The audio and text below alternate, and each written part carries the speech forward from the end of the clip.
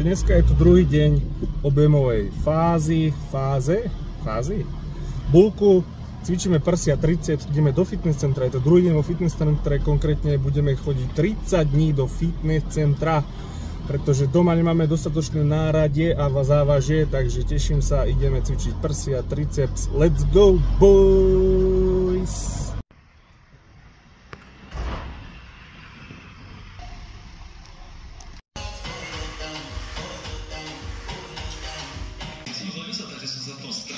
Akože neviem, čo by si rozprával, ale skoro som sa v tom strátil, že keby som si ja mal toto učiť. Že to je začne?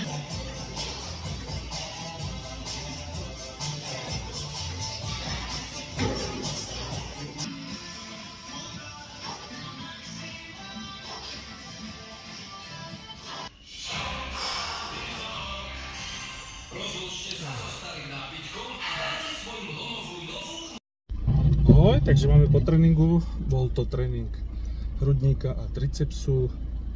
Je to druhý deň, čiže ešte 28 dní nás čaká, teším sa.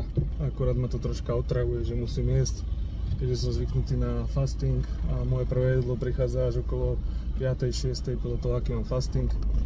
Tak je to otravné raňajkovať, obedovať, nejaká olovranda alebo 10. a večera, čiže zase sa opakujem, ale viacej mi vyhovuje môj spôsob strávovania alebo fasting, to znamená prerušované hľadovanie, ako štandardný fitnessovský systém stravovania. Klasika, kuracie prsia okoreníme čiernym korením, osolíme, na pánvici rozpustíme maslo, pridáme cesnák, čeri paradajky, z oboch stran orestujem, podlejem vodou a dusím 5-10 minút.